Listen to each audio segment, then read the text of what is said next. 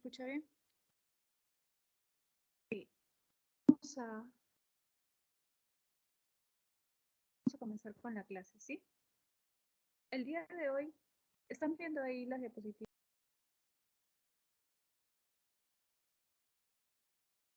¿Sí? ¿Me pueden avisar si se ven?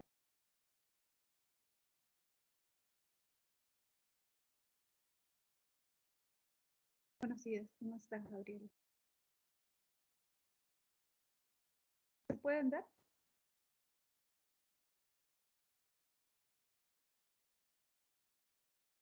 Sí, ok, perfecto. Ya, entonces vamos a comenzar. El día de hoy tenemos que ver el tema de filosofía moderna, ¿sí? La filosofía moderna es un periodo de la historia de la filosofía que va desde el siglo XVII hasta el siglo XIX. Como tú sabes, por historia, usualmente la etapa moderna se cuenta desde el siglo XV, ¿no? Desde la caída del Imperio Romano de Oriente. Y esto coincide con el periodo que se conoce como Renacimiento y Humanismo. En el ámbito de la filosofía se considera que la etapa moderna de la filosofía recién comienza en el siglo XVII, ¿no? El Renacimiento siglo XV, siglo XVI. Y esto se debe a que recién en el siglo XVII, digamos, va a haber una ruptura mucho más fuerte con respecto a la filosofía medieval. ¿Ya? En el Renacimiento hubieron, es decir, en el siglo XV y XVI hubieron muchos filósofos que fueron distanciándose un poco de las características de la filosofía medieval, pero todavía seguían conservando algunos aspectos que los asemejaban a la época medieval.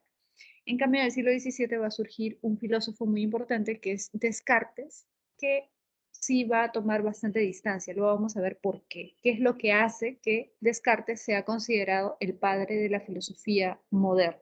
¿Sí? Ahora, un aspecto fundamental para diferenciar la época medieval de la filosofía, ¿no?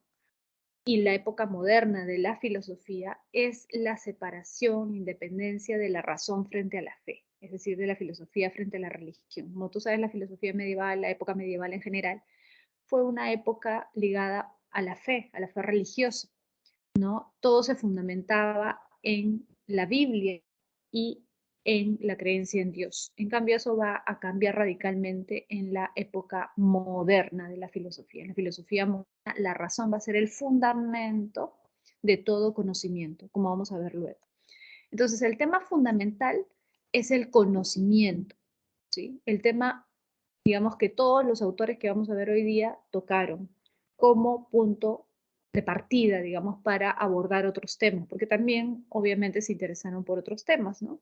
Por ejemplo, Kant, Locke también se preocuparon por cuestiones políticas, éticas, ¿sí? Pero el punto de partida en general de sus reflexiones van a ser el conocimiento. ¿Sí? Vamos a tener tres corrientes que vamos a estudiar hoy día: el racionalismo, el empirismo y el criticismo. Son tres corrientes filosóficas que se distinguen precisamente por su concepción distinta acerca de qué es el conocimiento y de dónde surge el conocimiento. Vamos a comenzar entonces con Descartes. Y vamos a primero estudiar a Descartes. Fíjate. Descartes es padre de la filosofía moderna y también es considerado el padre del racionalismo moderno. Descartes, ¿por qué es considerado padre de la filosofía moderna? Por algo simple. Fíjate acá en la tercera flechita, ¿no? En la segunda línea dice: supera Descartes el criterio de autoridad dominante en la filosofía medieval. En la época medieval, las personas consideraban que algo era cierto, verdadero, si estaba fundamentado en una autoridad, es decir, si una autoridad lo planteaba, lo sostenía. Por ejemplo, en la época medieval, la Biblia era una autoridad porque se consideraba la palabra de Dios. El Papa era una autoridad, ¿no? Obviamente nosotros sabemos que es una autoridad religiosa, pero en la época medieval era una autoridad en todo sentido, incluso política. También los sacerdotes, ¿no? Los maestros, los teólogos, los que enseñaban en las universidades eran teólogos, es decir, eran personas ligadas a la religión. Es más, hay una famosa frase que quizás en algún momento has escuchado, que en latín ¿no? Que dice Magister Dixit. Magister Dixit. El maestro lo dijo. Como para hacer referencia a que si el maestro había dicho algo, debíamos asumir que era la verdad, que era cierto. No había forma de discutir lo que el maestro dijera. Eso ahora nos parece un poco extraño porque en la actualidad, incluso, ¿no?, en ambientes académicos, es decir, en la escuela, en la universidad, uno está acostumbrado a que hayan discrepancias o que un alumno pueda refutar o plantear alguna duda, alguna pregunta de lo que un maestro dice. Por muy especialista que sea, digamos, de alguna forma uno actualmente acepta que puede equivocarse en algún caso, ¿no?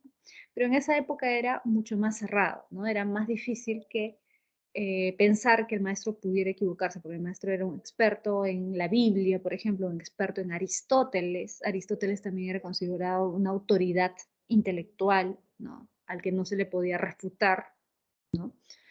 Y por eso toda esta época medieval está basada en el criterio de autoridad. Es decir, algo es verdadero si lo dice una autoridad, una autoridad. La Biblia, Aristóteles, el Papa, el maestro de teología, etc.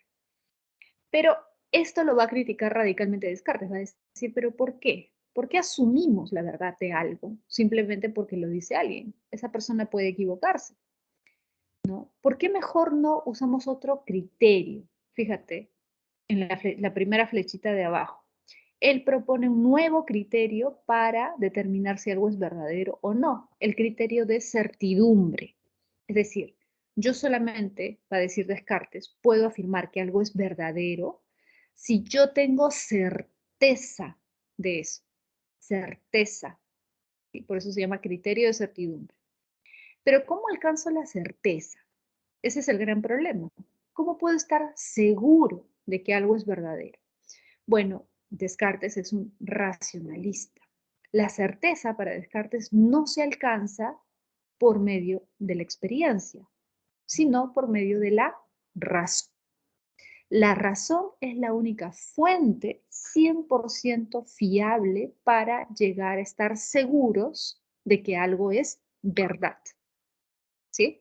Pero no es tan fácil llegar a la certidumbre, a la certeza de que algo es verdadero. Primero hay que examinar, es decir, hay que dudar, algo que no se hacía, ¿no?, en la época medieval. En la época medieval tú tenías que asumir que Dios existía y si dudabas podías estar en problemas, ¿no? Por la Inquisición, ¿no? Podía haber una persecución. Las personas que dudaran de, de Dios. Es más, la Inquisición todavía existía en la época de Descartes y va a perseguir a Descartes por haber puesto en duda la existencia de Dios. Ojo, por haber puesto en duda, porque Descartes en su obra al final concluye que Dios existe, pero lo puso en duda. Y eso es suficiente como para que la Iglesia, o en este caso la Santa Inquisición, no que era un órgano de la Iglesia, persiguiera a Descartes, ¿no? En la época medieval aún con mayor razón. Entonces Descartes va a decir, solo puedo aceptar como verdadero aquello que es absolutamente evidente, pero no evidente empíricamente, sino evidente racionalmente, ¿sí? ¿Por qué? ¿Por qué la razón y no la experiencia? Porque nuestros sentidos muchas veces nos fallan, son débiles, son susceptibles de error. Y eso lo podemos ver todos los días de nuestra vida, ¿no? Podemos ver una luz, qué sé yo, en medio de la noche. Imagínate que estás descansando, durmiendo y de pronto ves una luz extraña, ¿no? Y hay personas que son más proclives a pensar, por ejemplo, o creer en los fantasmas. Puedes pensar que es un fantasma, que es una aparición, un espíritu, ¿no? O cuando vas por la calle en cualquier día normal y a lo lejos te parece ver a alguien conocido y no es, tus sentidos te engañaron. O en verano, por ejemplo, que vas por la carretera, qué sé yo, ¿no? Estás yendo a lo lejos, cuando hace mucho calor, como si hubiera agua a lo lejos, ilusiones ópticas, ¿no? O cuando una persona tiene una fiebre muy alta, puede tener alucinaciones.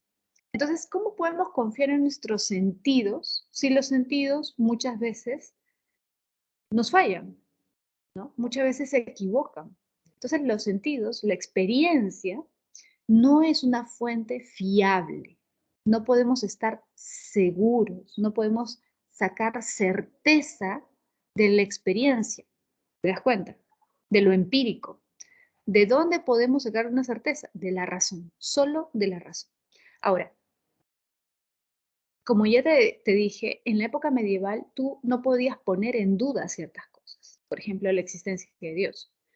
En esta época ya va a haber una mayor apertura, si bien existe la Inquisición, algunos como Descartes van a decir, pero ¿por qué yo tengo que creer en Dios? ¿Solamente porque lo dice alguien? No, yo puedo dudar y eso no significa criticar por criticar, significa yo debo dudar, solo así voy a alcanzar la certeza de ciertas ideas.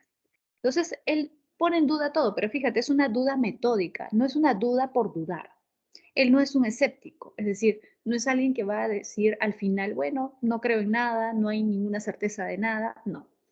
Él usa la duda como método. ¿Método para qué? Para alcanzar certezas, para alcanzar verdades, para alcanzar conocimientos que puedan ser seguros, para alcanzar ideas, fíjate en la última flechita, ideas claras y distintas. Claras en el sentido racional, algo que sea completamente claro, completamente distinguible desde el punto de vista racional. ¿Sí? Ese es el propósito del método, alcanzar la certeza. ¿Sí? Ese es el propósito. Tiene entonces la duda un sentido. Como te dije, no significa dudar por dudar, no es un escéptico, busca la certeza. Ahora, Descartes va a decir, debemos dudar de todo, porque solamente así podemos llegar a determinar ciertas certezas y descartar otros conocimientos, ¿no? Que no tienen fundamento. Es la única manera. ¿Cómo llego yo a determinar que hay cosas que son verdaderas? Dudando primero. Las analizo, las examino minuciosamente y luego me voy a dar cuenta si tienen fundamento o no tienen fundamento. Entonces, él duda de todo, ¿no? Una de las cosas de las que podemos dudar es de la existencia de Dios. Pero eso no es lo más radical de lo que podemos dudar. Podemos dudar de la existencia del mundo o si el mundo es tal y como lo vemos, tal y como pensamos que es, ¿no? Y finalmente podemos dudar de nuestra propia existencia, ¿no? Que es aparentemente lo más obvio. Claro, pero obvio, ¿desde qué punto de vista? La mayoría diría, es obvio que existo porque estoy escuchando la clase, ¿no? Porque en este momento estoy desayunando, porque en este momento siento frío. Claro, pero Descartes va a decir, ya, pero todas esas pruebas son pruebas sensoriales, basadas en la experiencia. Y ya dijimos, ya admitimos que la experiencia no es una fuente de certeza. Los sentidos nos engañan, por lo tanto, no podemos confiar en nuestros sentidos para asegurar que algo es como es, ¿cierto? Por lo tanto, yo no puedo asegurar que existo simplemente basándome en mis sentidos. Tengo que basarme en mi razón. Entonces, va a buscar una vía racional. Va a decir, a ver, si yo dudo incluso de mi existencia, ¿sí? Que es lo más radical de lo que puedo dudar. Aún dudando de mi existencia, ¿qué es lo único de lo que no puedo dudar? Dice Descartes. Bueno, lo único de lo que no puedo dudar es de que estoy dudando. Y el hecho de dudar significa ¿qué cosa? Que existe el pensamiento, pero el pensamiento no es una cosa abstracta, el pensamiento es una cualidad de algo o de alguien. Así como el amarillo, el color amarillo no es abstracto, no se da en el aire, sino que es una cualidad de un objeto, por ejemplo, la cualidad de una taza, de un libro, ¿no? Cuando hablamos de amarillo, siempre lo entendemos en relación a algún objeto, ¿no? El amarillo no existe en el aire, vemos un plátano amarillo, una taza amarilla, un cuaderno amarillo, pero el amarillo no está en el aire. Lo mismo, el pensamiento, ¿sí? Si yo dudo, incluso en mi existencia, de lo único que puedo estar seguro es de que estoy dudando. Y la duda es una prueba del pensamiento, es un tipo de pensamiento. Y el pensamiento no se da en el aire, el pensamiento es una cualidad de algo o de alguien. Yo, yo soy el que pienso. Entonces, fíjate, el pensamiento no es algo empírico, es algo racional, es una cualidad racional del hombre. Por lo tanto, a partir de la comprobación de que pienso, puedo afirmar que soy algo que existe. De ahí viene el famoso cogito ergo sum, pienso, luego existo. No significa que primero soy un ser pensante y después recién existo, no. Ese luego en realidad significa ergo, por lo tanto, en consecuencia, ¿sí? No lo entiendas en sentido temporal, no significa primero pienso y después existo, no, significa pienso, por lo tanto, si demuestro que pienso, significa que existo, porque no puede darse el pensamiento en el aire. El pensamiento es una cualidad de algo o de alguien, en este caso, de mí, ¿sí? Por lo tanto, fíjate, yo he llegado a la corroboración de mi existencia por vía racional, no por vía empírica.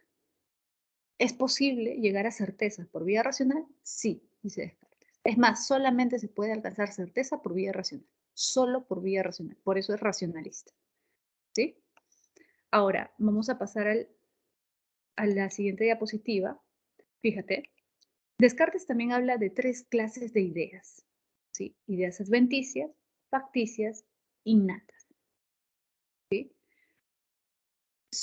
Cada una de estas clases de ideas tienen fuentes distintas. Ojo, para Descartes, ¿obtenemos ideas por medio de experiencia? Sí. Las ideas adventicias son ideas que provienen de nuestra experiencia sensible. Por ejemplo, ¿por qué tengo idea de árbol en mi mente? Porque alguna vez he visto un árbol. Idea de pelota. ¿Por qué tengo idea de pelota en mi mente? Porque alguna vez he visto una pelota. Si no, no tendría la idea de pelota en mi mente. La idea de perro, la idea de gato, ¿de dónde vienen? De mi experiencia. Yo he visto alguna vez, he tenido contacto con esos objetos y a partir de ahí han surgido estas ideas. Ideas adventicias, ideas originadas de la experiencia sensible. Ideas facticias, fíjate, también llamadas ideas ficticias. Facticias o ficticias, es lo mismo. Son ideas originadas por la imaginación del hombre. Ideas originadas por la imaginación, que combina usualmente 2 ideas adventicias. ¿Sí? Por ejemplo, la idea de sirena. La idea de sirena es una idea formada por la imaginación humana, ¿sí? Asociando 2 ideas adventicias. Pez, mujer. Combino esas 2 ideas adventicias en mi mente, con mi imaginación, y surge la idea de sirena. Centauro. Combino la idea de caballo, la idea de hombre, y tengo este ser imaginario que es el centauro. Dragón. Todas las ideas de objetos, seres mitológicos, fantasmas, cosas que no existen en la realidad. Son ideas facticias. ¿Sí? Y finalmente las ideas innatas, ¿sí? Que son las que tenemos desde que nacemos, es decir, ya nacemos con ellas. ¿Sí? Innata significa desde el nacimiento, ya nacemos con estas ideas. ¿Qué ideas? Fíjate, perfección, infinito. Si te das cuenta, son ideas abstractas. Perfección, infinito. ¿Por qué son innatas? Fíjate, no todas las ideas son innatas, son unas cuantas nada más, pero son las más importantes para Descartes. ¿Y por qué afirma que son innatas? Porque estas ideas no surgen de la experiencia. Yo no experimento la perfección, yo no experimento lo infinito. Sin embargo, cuando alguien me habla de estas cosas, yo entiendo a qué se refiere o no. Por ejemplo, decimos el universo es infinito. Yo no experimento la infinitud del universo. Yo sé que el universo es infinito y entiendo a qué se refieren los científicos cuando dicen eso, pero yo no experimento la infinitud. Mi experiencia cotidiana, mi experiencia diaria, no me dice que las cosas son infinitas.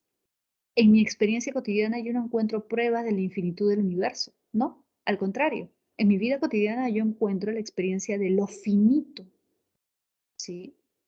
Yo sé que soy un ser mortal, que voy a morir, ¿sí? Sé que los que me rodean van a morir en algún momento, sé que envejezco, también los animales desaparecen, mueren, los objetos tampoco son infinitos, ¿no? Ni eternos, ¿cierto?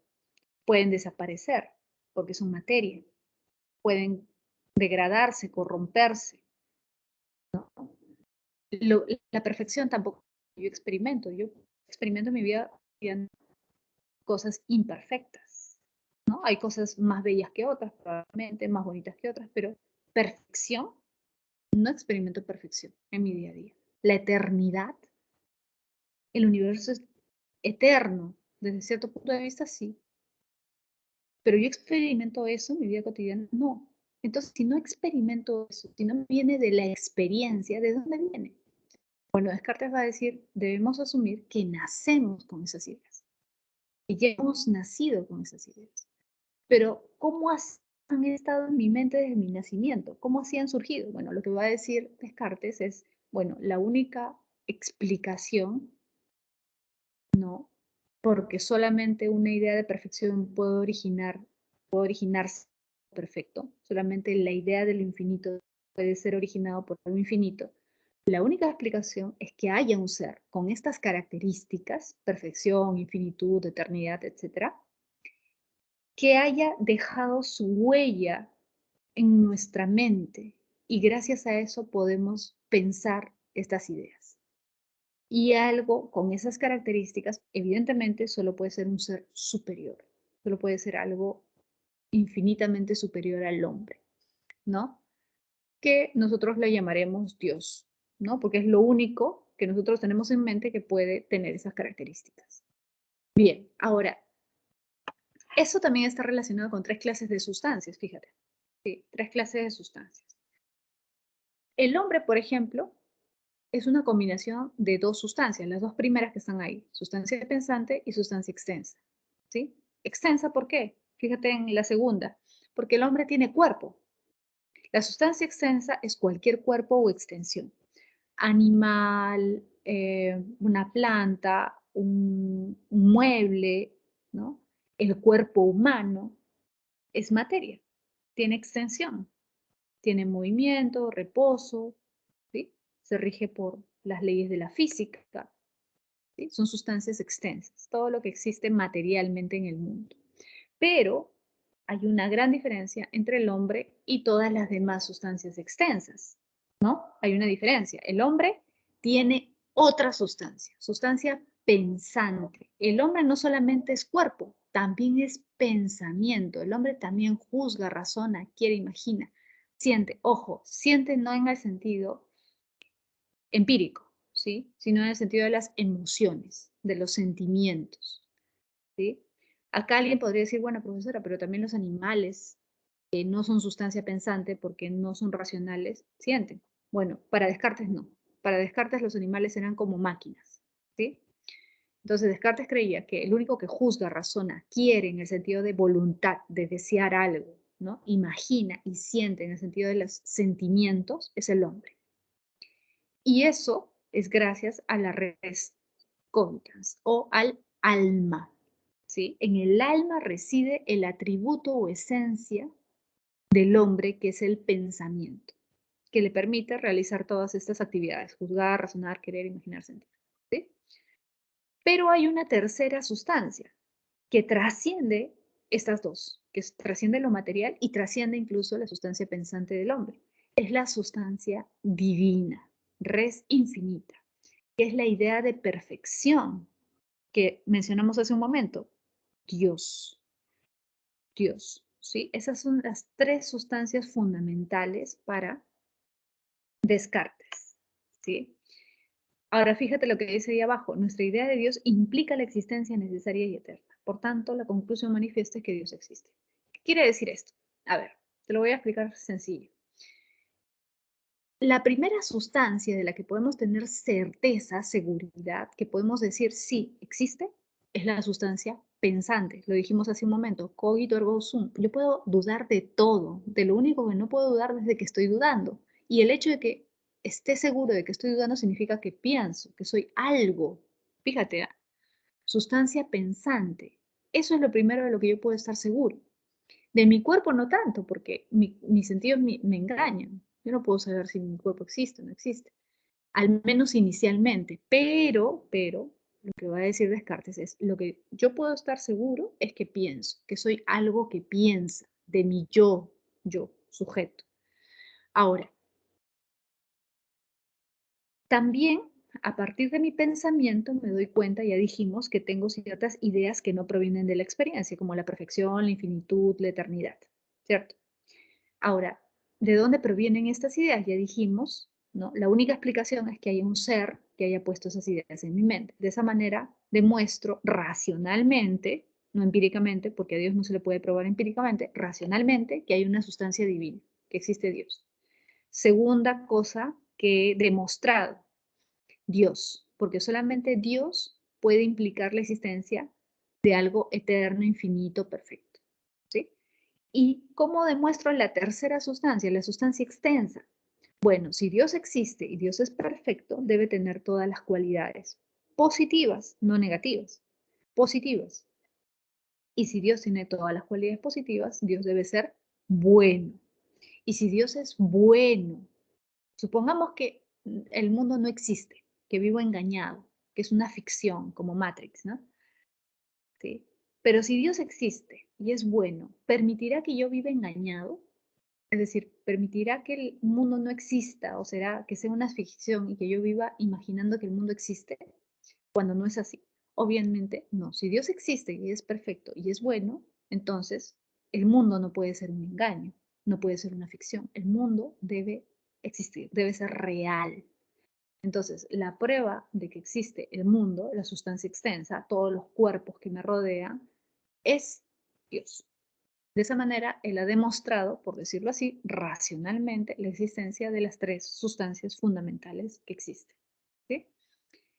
Vamos a pasar ahora a Locke. Fíjate, John Locke es fundador del empirismo moderno. Es considerado el opuesto de Descartes, porque él va a rechazar la concepción cartesiana de las ideas innatas. Es decir, la concepción cartesiana significa la concepción de Descartes, ¿ya? Porque en latín a Descartes le llamaban Cartesius, ¿sí? Él critica esta concepción de las ideas innatas de Descartes. ¿Qué quiere decir esto? Que para Locke no existen ideas innatas, de ningún tipo. No hay ni una. Ya vimos con Descartes que para él no todas las ideas son innatas. Son unas cuantas, pero son fundamentales. Para Locke no hay ninguna idea innata, ni una sola. Por eso él dice, fíjate en la tercera flechita, la mente humana viene al mundo vacía de ideas, como un papel en blanco. Imagínate un papel en blanco, una pizarra en blanco. A esto le llama tabula rasa en latín, ¿no? Viene como una tabla en blanco. La mente del hombre cuando nace es como una tabla en blanco, sin nada. El hombre va inscribiendo, digamos, va escribiendo conceptos en su mente conforme va experimentando el mundo. Entonces, evidentemente, por ejemplo, Locke diría, yo no tendría la idea de rojo en mi mente si no hubiera visto objetos de color rojo, ¿no? Imagínate lo siguiente, imagínate que hay un niño que ha crecido toda su vida dentro de una casa y en esa casa no hay ni un solo objeto de color rojo. ¿Él podría tener idea de color rojo? No, sería imposible, porque nunca ha experimentado lo rojo. Bueno, en esto Descartes le daría la razón, ¿no? O sea, acá de ciertos colores, objetos en general, diría, sí, pues, ¿no? La idea de rojo, o la idea de caballo, la idea de perro, está en mi mente por la experiencia, no hay problema. Pero el tema es que Locke no admite ninguna idea innata, ninguna. Ahora, una de las ideas innatas era la idea de Dios para Descartes, la idea de infinitud, la idea de eternidad. Bueno, lo que va a decir Locke es, incluso esas ideas abstractas provienen de la experiencia. Incluso esas ideas, ¿sí? Tienen su origen en la experiencia. Por eso, para Locke, por ejemplo, la idea de Dios no es una idea absurda, a pesar de lo que algunos pueden pensar. Porque ser empirista no significa creer solamente lo que veo y lo que toco. Ese es un error. No, el empirismo de Locke, ojo, de Locke, no dice solamente hay conocimiento de lo empírico, es decir, de lo que veo y de lo que toco, no, sino que el origen, que es diferente, el origen está siempre en experiencia, pero eso no significa que No debo pensar más allá de mis sentidos, porque eso sería como ser animales prácticamente. Entonces, para Locke, por ejemplo, la idea de Dios tiene fundamento, pero fundamento empírico, no racional, como decía Descartes. Te lo explico rápido. En tu vida cotidiana, en tu día a día, tú experimentas las cosas que te rodean, ¿no? Ves, observas y te has dado cuenta de que todas las cosas que te rodean han sido creadas o generadas por alguien o por algo, ¿no? No existe una planta que surja de la nada, debe haber habido una semilla para que exista la planta, ¿no? Un libro no es algo que surge de la nada, alguien tiene que haberlo hecho. Una mesa también alguien tiene que haberla fabricado. Tu laptop, tu taza, todo, todo lo que te rodea, tú mismo has sido generado por algo, por alguien, ¿sí? Por eso es que si yo te dijera, por ejemplo, yo no tengo padres, yo surgí de la nada, tú no me creerías. ¿Por qué? Porque tu experiencia cotidiana te dice que todo tiene una causa, todo tiene un fabricante, un generador, ¿cierto? Bueno, Locke, a partir de esta experiencia, va a decir lo siguiente. Bueno, si nosotros, por nuestra experiencia, sabemos que todo lo que existe tiene una causa, un generador, etcétera, entonces, ¿qué podríamos decir sobre el universo? El mundo en general, el universo. ¿Debe haber tenido una causa o no? ¿O puede haber surgido de la nada? No, tiene que haber tenido una causa. Eso es lo que nos dice nuestra experiencia. Pero fíjate, claro, pero yo no he visto cómo ha surgido el mundo. Claro, pero Locke te puede decir, bueno, tú no has visto directamente, pero a partir de tu experiencia concreta puedes inferir. Ojo, Locke no desprecia la razón. La diferencia con Descartes es que para Locke la fuente primigenia es la experiencia, no la razón, como decía Descartes. Pero eso no significa que no puedas hacer uso de tu razón, que no puedas inferir, ¿no? Entonces, puedo inferir que también el universo debe tener una causa, un generador, un fabricante. Y eso, que es más grande que el universo, solamente puede ser algo extraordinario, un ser o algo infinitamente superior. A eso, lo único que se nos ocurre llamarlo es Dios, ¿sí? No hay otra idea en nuestra mente que pueda explicar eso, ¿no? Por lo tanto, le llamamos Dios. Punto. Ahora, fíjate, para Locke hay dos tipos de ideas, dos clases de ideas, simples y compuestas. Esto es sencillo. Simples, imagínate que eres un bebé de unos meses. Un bebé de 2, 3 meses no conoce conceptos, no usa conceptos, ¿no? Él percibe las cosas, ¿sí? Lo cálido, lo sólido, lo áspero, lo siente de manera inmediata. Olor, sabor, ¿sí? Son experiencias inmediatas.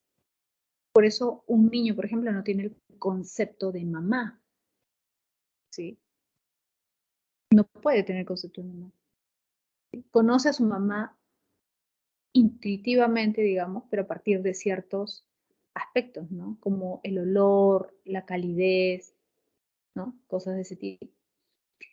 En cambio, las ideas compuestas sí implican conceptos como árbol, hombre, avión, etc. Es decir, las ideas compuestas implican la unión de ideas simples, porque árbol, cuando pensamos en un árbol, pensamos en colores, en texturas, ¿sí? Incluso en olores, ¿te das cuenta? Entonces es una unidad de ideas simples. Lo mismo ser humano, avión, pelota, ¿no? Relacionamos varias ideas simples para construir esta idea compuesta. Idea de pelota, idea de avión, idea de mesa, idea de celular, etc. ¿Sí? Bien, vamos a pasar ahora a Hume. Hume también es un empirista, como Locke, pero es un empirista radical, radical. ¿Por qué? Porque Hume sí va a desconfiar de la razón. Es decir, Hume, a diferencia de Locke, que va a decir, bueno, podemos partir de nuestra experiencia sensible y luego inferir, ¿no? Y confiar en esa inferencia. Por eso es que confiamos en que la idea de Dios tiene sustento empírico, simplemente inferimos a partir de ese sustento empírico la existencia de Dios. Hume va a decir, no, No, por eso es un empirista más radical. Él va a decir, solamente hay conocimiento de lo que experimento. Y lo que experimento siempre es presente y pasado. No puedo experimentar el futuro. Vamos a ver por qué es importante esto, que parece obvio, ¿no? No puede haber experiencia del futuro. Hay experiencia del presente y del pasado. ¿Sí? Vamos a ver por qué es importante esto. Entonces, en primer lugar, clases de percepciones. Fíjate ahí, en la izquierda, arriba, clases de percepciones. Hay dos clases de percepciones. Impresiones, ideas. Impresiones, lo que experimento en este momento. Por ejemplo, tú estás escuchando mi voz, esa es una impresión auditiva. Estás viendo la diapositiva, estás recibiendo información, por ejemplo, colores, ¿no? Estás percibiendo ciertos colores. Tienes la impresión de el lila que está ahí en esa imagen de la derecha. Tienes impresión de líneas, por ejemplo, ¿no? Tienes impresiones en este momento. Bien, tú en tu día a día recibes muchísimas impresiones, ¿no? Pueden ser visuales, auditivas, táctiles, etcétera, ¿sí? Pero las ideas son los recuerdos, ¿sí? Impresión es lo que se da en este momento. Y luego tienes las ideas son el recuerdo. Por ejemplo, tú tienes la idea de gato. Quizás en este momento no estás viendo ningún gato, pero tienes la idea. ¿Por qué? Porque en algún momento has tenido la impresión del gato. Es decir, en algún momento ha sido algo presente, pero ahora es algo pasado. Las ideas son recuerdos de lo que tú has experimentado en algún momento. Puedes tener idea también de tigre. Alguna vez quizás has ido al Parque de las Leyendas, no sé, y has visto un tigre. En este momento no lo estás viendo, es decir, en este momento no tienes impresión del tigre, tienes una idea. ¿Se entiende? Entonces, la idea es una imagen debilitada, porque no es lo mismo ver el tigre en este momento que recordarlo. ¿Sí o no? La idea siempre es una imagen debilitada de nuestras impresiones y siempre son segundas porque son consecuencia de las impresiones. No puede haber idea sin impresión.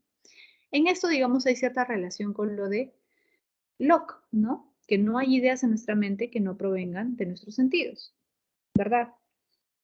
Sí. Entonces, las ideas tienen que provenir de tener base en nuestros sentidos. Pero es más radical, fíjate. ¿Por qué?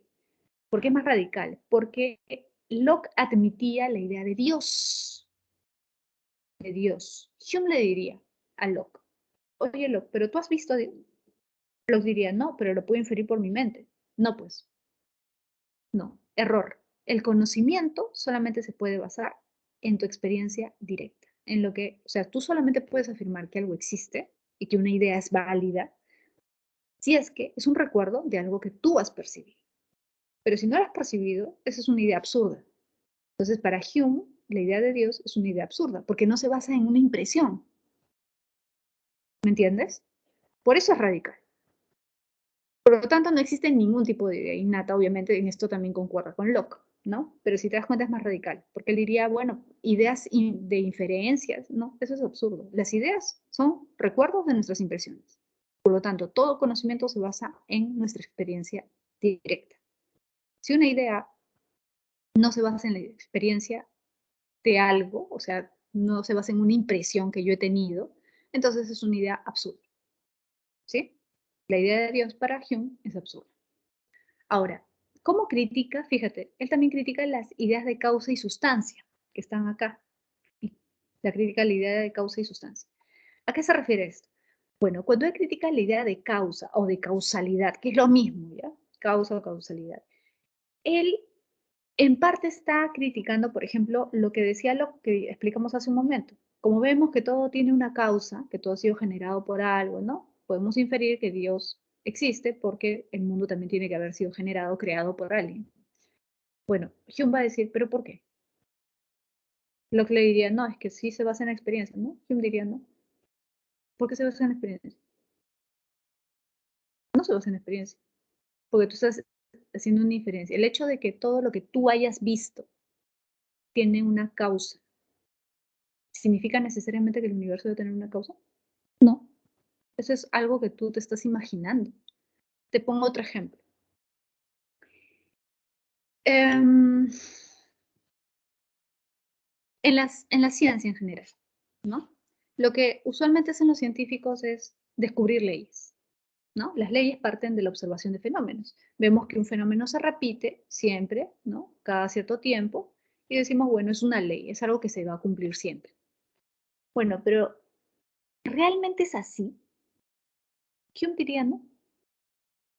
La ciencia no nos da verdades, no nos da certezas, como la mayoría cree. Y pregúntale a cualquier científico, y el científico te va a admitir, la ciencia no da conocimientos verdaderos, da conocimientos válidos, que es diferente. Por eso es que las teorías científicas se van reemplazando con el transcurrir del tiempo. ¿O no? Por eso es que la teoría de Einstein corrige ciertos aspectos de la teoría de Newton, ¿no? Newton probablemente creía que su teoría era verdadera porque explicaba las cosas tal y como eran. Hume diría, no. Es válida porque explica los fenómenos bien en cierto momento, hasta cierto punto, hasta que aparezca otra teoría que la corrija o la mejore. Y después va a aparecer otra, la teoría cuántica, por ejemplo, que ha corregido nuestra visión de la física. Y luego aparecerá otra. Los científicos, las teorías científicas no son verdaderas, son válidas.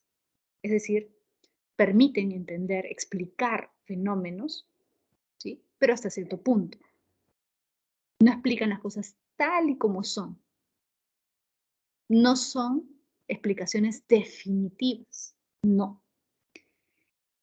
Por lo tanto, las leyes lo que reflejan son probabilidades. De eso se da cuenta Hume.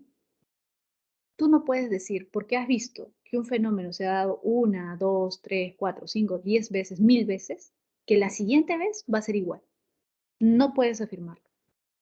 Puedes decir que es muy probable, eso es diferente. Decir hay un 99% de probabilidad, esa es otra cosa.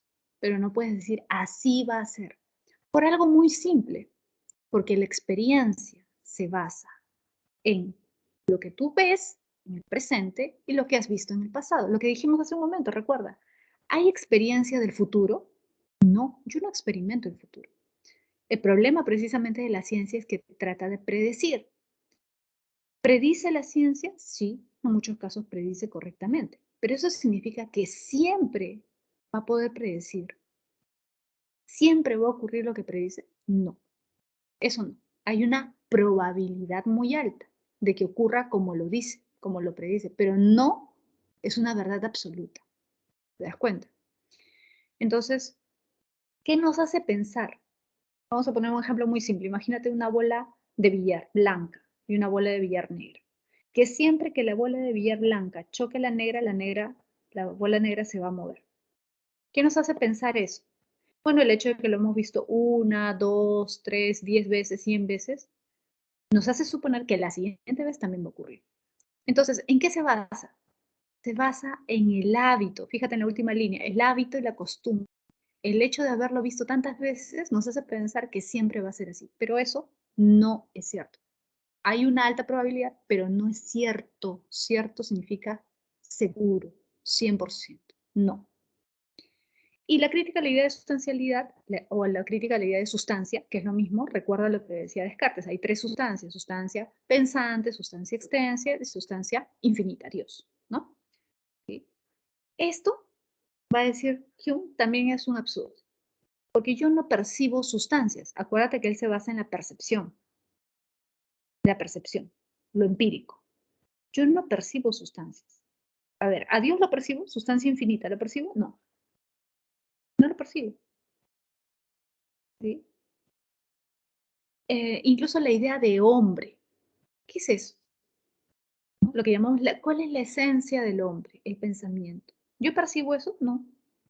Yo percibo personas concretas. Yo no percibo al ser humano. Yo percibo a Diana, María, Jesús, Bruno, no sé, Dayana, etc. Yo percibo seres concretos. No percibo el hombre, la idea de hombre. Por lo tanto, estas sustancias, sustancia pensante, sustancia extensa, es absurdo. ¿Sí? Yo simplemente percibo propiedades, atributos. Por ejemplo, veo una taza, percibo color amarillo, percibo color, no sé, azul. La toco, percibo la dureza, ¿no? Percibo una temperatura, ¿sí? y mi mente luego hace la conexión, ¿sí? Pero mi mente luego manipula esos datos. ¿Yo puedo confiar en eso? No, yo puedo confiar solo en lo que toco, siento, percibo directamente con mis sentidos. Eso es lo que existe. Lo otro, no sabemos. Lo más probable es que sea una deformación de la realidad. ¿Te das cuenta?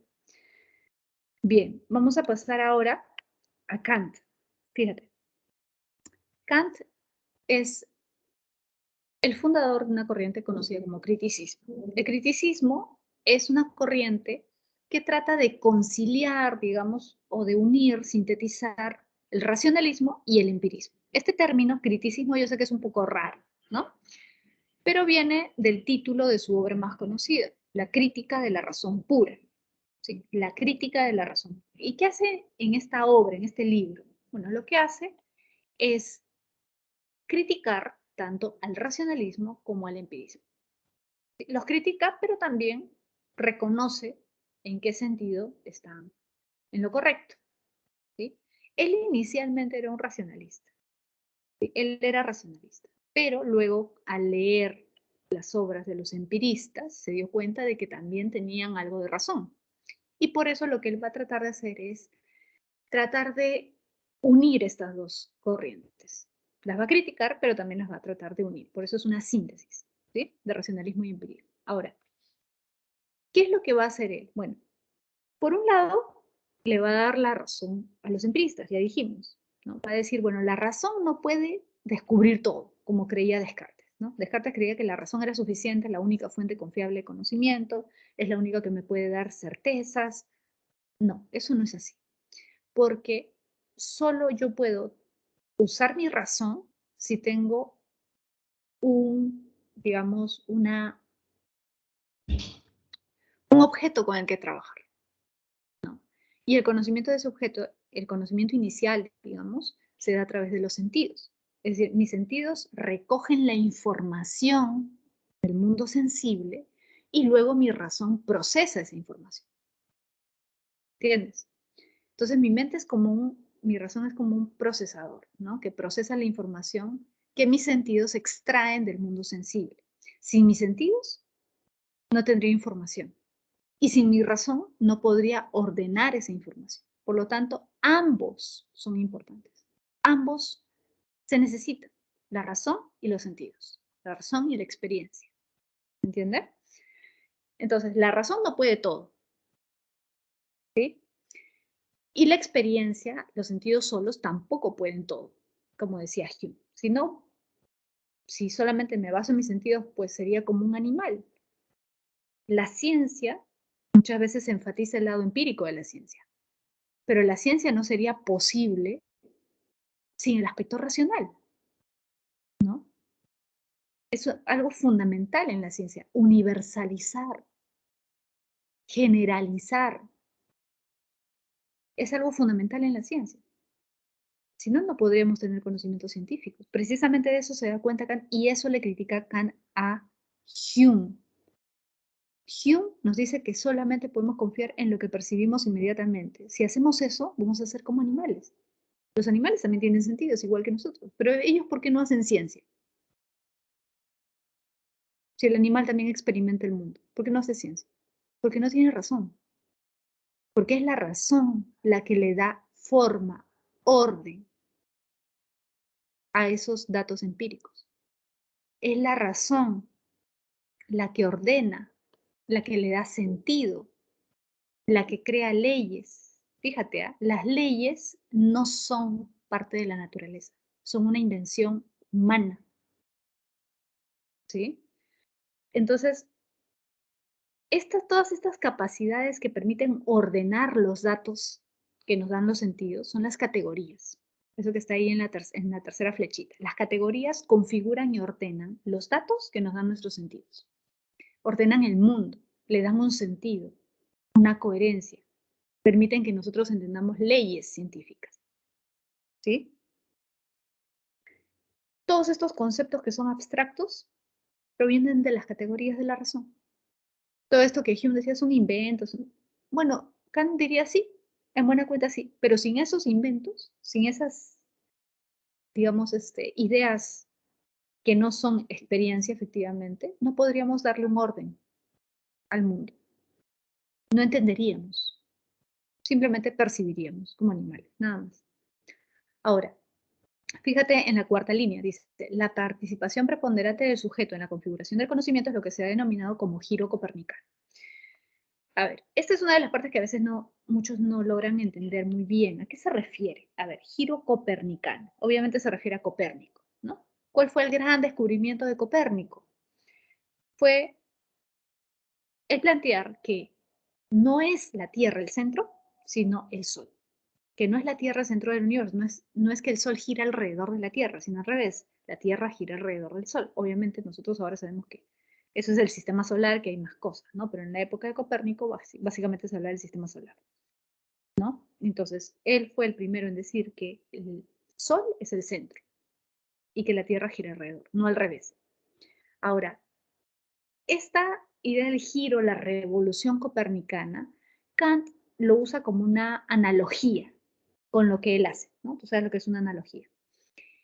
Él va a decir, así como Copérnico realizó un giro científico porque cambió el esquema en ese sentido, ¿no? Revolucionó la ciencia, permitió un giro de 180 grados en la ciencia. Lo mismo estoy haciendo yo en la filosofía, porque antes se creía que el objeto era el centro, era lo más importante, que el sujeto simplemente se dedicaba a recoger, ¿no?, todos los datos del objeto y que el objeto era tal cual, que el sujeto percibía el objeto tal cual. Y no es así. Kant va a decir, el sujeto en realidad no es pasivo frente al objeto. No es que lo percibe tal cual, sino que sin darse cuenta construye el objeto. Porque como ya dijimos, el hombre percibe datos, ¿sí?, recoge datos, pero sin darse cuenta ordena esos datos, ¿sí? Eso es trabajo de su razón, es trabajo humano. Y por lo tanto, no es el objeto el centro, sino el sujeto. El sujeto ordena y le da sentido al mundo. ¿Te das cuenta? Entonces, así como antes la Tierra era considerada el centro y luego se descubrió que era el Sol, Kant va a decir, yo he descubierto que no es el objeto el centro, porque nosotros no percibimos los objetos tal y como son, sino que el hombre es el centro y que el hombre construye, le da orden, le da forma al objeto. ¿Sí? Bien. Ahora, aparte de eso, también va a decir que en ese sentido podemos decir que una cosa es la realidad tal y como es y otra cosa es la realidad tal y como nosotros la percibimos. Nosotros percibimos una realidad que no necesariamente es tal cual, porque nosotros ya le estamos dando un sentido, un orden, ¿se entiende? La realidad tal y como es el noumen. Y eso no lo podemos conocer, porque nosotros siempre estamos dándole orden a las cosas, ¿sí? Por decirlo así, el noumeno es la realidad sin ningún orden, la realidad tal y cual es. El fenómeno es la realidad tal y como la percibe el hombre. Al momento de percibirla, en ese mismo momento el hombre ya le está ordenando y por eso no se da cuenta de que hay una diferencia entre la realidad tal cual y la realidad que él percibe, ¿sí? Bien, y por último las clases de juicios, fíjate, esto es sencillo. Juicios analíticos son a priori, es decir, no requieren de la corroboración empírica. A priori significa antes de. ¿Antes de qué? Antes de la experiencia, ¿sí? Son conocimientos que no requieren comprobación empírica. Por ejemplo, los solteros no están casados. ¿Yo necesito corroborar empíricamente que un soltero no está casado? No, por definición, los solteros no están casados. Ningún soltero está casado. No necesito acudir a la experiencia. ¿Te das cuenta? Son universales y necesarios. ¿Qué significa? Que todos los solteros no están casados. Universal. Necesario. Necesariamente un soltero tiene que no estar casado. Si no, no sería soltero. ¿Te das cuenta? Sintéticos. A posteriori. Después de la experiencia recién puedo corroborar si son verdaderos o no. ¿Los solteros son más felices? ¿Puedo saber eso de antemano? No. Tendría que realizar un estudio, por ejemplo. Realizar encuestas, entrevistas para confirmar si eso es cierto o no es cierto. A posteriori, después de la experiencia. Y juicios sintéticos a priori son la mezcla. Fíjate, sintéticos son a posteriori, a priori son los analíticos. Estos son los juicios que constituyen el conocimiento científico. La ciencia nos da leyes universales y necesarias, fíjate características, ¿sí? Universales y necesarias, pero agregan conocimiento nuevo al predicado. Es decir, no me dicen cosas que yo ya sé, sino que hacen avanzar el conocimiento. La recta es la distancia más corta entre dos puntos. Claro, eso ahora probablemente tú lo sabes, pero lo sabes porque lo has aprendido como un conocimiento que no has corroborado, que te lo ha enseñado un profesor. ¿Pero eso se puede corroborar? Obviamente sí. La ciencia lo corrobora, ¿no? ¿Sí? Muy bien, chicos. Les dejo las claves de la evaluación, ¿sí? ¿Se puede ver ahí? Ahí está. Les dejo las claves de la evaluación y ya nos estamos viendo la próxima semana. Chicos, bien, cuídense mucho. Ya nos vemos. ¿Es posible acceder al Noumenon? André, no. Para Kant es imposible. ¿Sí? Es imposible. Ya, chicos, nos estamos viendo. Chao, cuídense.